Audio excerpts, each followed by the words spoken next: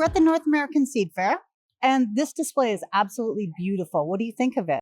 Oh, being its premier year here at the front entrance of the North American Seed Fair is ideal. This is the first item that all the attendees are going to see. It's clear, it's bright, the ribbons just show, and it's a draw. Absolutely a lovely exhibit. And congratulations to all the people involved in bringing this as a showcase. We're showcasing the seed companies, the seed growers.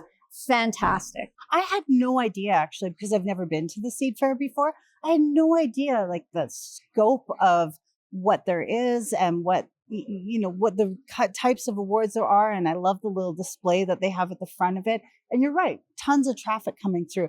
This year, it's special for you. Why is it special? Yeah, it's very special for SGS Canada. This is the first time that we're involved in the Seed Fair. So because we are very close to our forage clients, so that includes customers involved in alfalfa seed production, forage, turf, grass seed production. It's really key to our customer client base.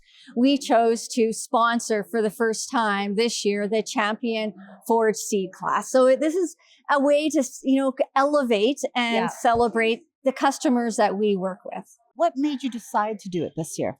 I think it was because last year was the first year, I believe, that this show was in the new building. And I wanted to take the opportunity and walk through the Seed Fair as well as the show last year, connecting with our customers, connecting with new clients, and had an opportunity to see the show and felt, at that point in time, this was something really important to us. Now, at SGS, we have 2 seed laboratories within Alberta, and our laboratory in Grande Prairie services the forage industry. So in the Peace Country, there is a lot of fescue grown Timothy that all is tested for Canadian market as well as the US market.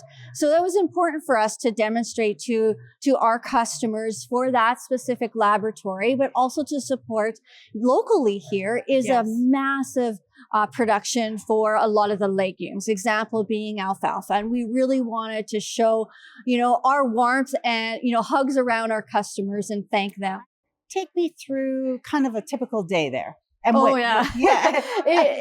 Coles Notes. In Coles Notes, absolutely. So at SGS, we are the largest North American network of seed laboratories. We have 3 across North America. So we have 1 in the US and 2 that are in Alberta. So within a day is really the doors open. Our analysts are busy right from the beginning because they're looking at their workflow. And the workflow in the seed laboratory is really what's in the chambers growing and what is to be analyzed that specific day. So our group of analysts are spending, their first few minutes opening up the chambers, pulling out all the trays and starting their germination, cool stress test, herbicide testing, disease diagnostics right from the beginning.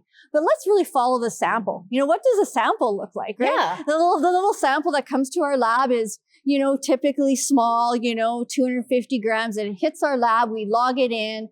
As soon as it's logged in, everything's linked in our lab. So anyone in the lab can see what is coming in at that point in time. And that's when sample prep starts. So we start mixing and dividing, we start planting. So that sample goes to mixing and dividing, planting station, and then it's planted and put into our growth chambers for its duration of its test. So that is really following the sample there. And then at the end of the test, then the analysts are then analyzing. And one of the things that we're really proud of is that because we're not just operating in Canada, we're operating all over the world.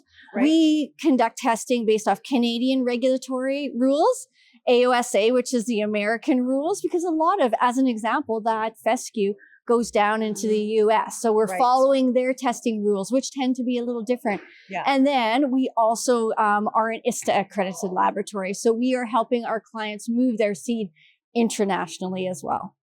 That's significant. So in terms of, how long have you been there?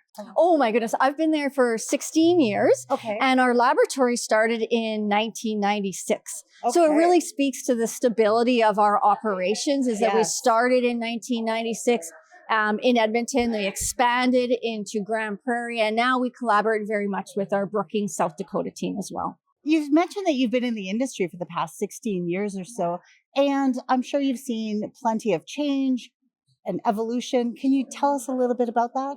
Okay, there's a number of things that have changed from my perspective. So one of the big things is the more comprehensive testing of seed. So when I first started, typically germination and one pathogen such as Fusarium would be tested for, but now there is more tests that are being conducted. So kernel weight testing, testing under cold growing conditions. So really the comprehensive evaluation has grown over the years. Yeah. The other thing is the transition to the different crops. So we test all across Canada, but we've seen an evolution, especially in Manitoba, to more soybeans and less barley and wheat. So we've seen an evolution of crops as well in our seed laboratory to not just, cereals, pulses, canola, to some different types of pulses. So that's been really unique. Yeah. And the last few years, we've also taken on a number of vegetable clients. So that's really exciting is that, more day in, day out, we're testing, wheat, barley, oats, forages, fescues, pulses, but then all of a sudden we're getting in different types of herbs, basil, and we're getting in vegetables, pumpkins, as an example, flowers, zinnias. So it's really been very interesting to see the advanced diagnostics, also moving towards molecular. So some of the testing we do is genetic based, DNA based. So it's not just simple traditional methods, laboratory methods. Right. We are looking at more advanced diagnostics. And I think I heard a couple of times over the last couple of days that there's been renewed interest or heightened interest in faba beans. Yes, absolutely. So crop rotation has been so important, for many things, for soil health, for managing diseases, as well as a lot of the diseases then get into the residue of the soil. So crop rotation is really important. So we've listened to our partners. So our partners are seed companies or breeders or farmer producers, seed growers. And we listen to our breeding partners that are working in the faba bean industry. And one data point that's very important to them is tannin testing. Now, tannin is something that can cause adverse health effects to humans when consumed. So we listened to our partners and have now launched tannin testing for our faba beans. So alongside that, we also do convisine and visine testing. So those are three analytical points that are very important for plant breeders as they're developing new genetics for the marketplace, but also as it's being grown through the certification system as well. So we're always looking for how can we help our partners, right? And how are their needs changing? If I had you put on your crystal ball, hold your crystal ball in your hand, what can you sort of predict about where things are going to go for the industry and also for SGS? Well, absolutely. I think for the industry, where we are going is, continue to develop diagnostics that make sense in the marketplace, right? That give information to customers that they can make responses to those right away, right? Not just give data points, but we want data points that make sense.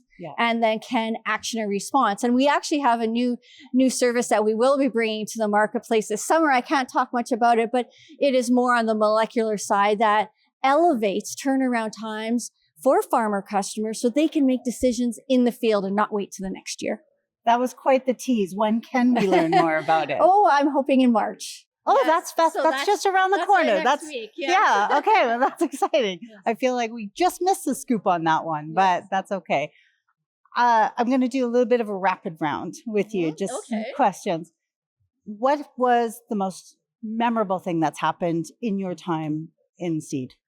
It's hard for me to pick one. So I'm going to just say really joining SGS. So as a company, we started out as BioVision Seed Labs, and we were a company that, was 20 staff, and, we managed our business is a very, small to mid-sized agricultural business. In 2017, we joined SGS, which is a global company. And now we're a network of global laboratories involved in crop science testing.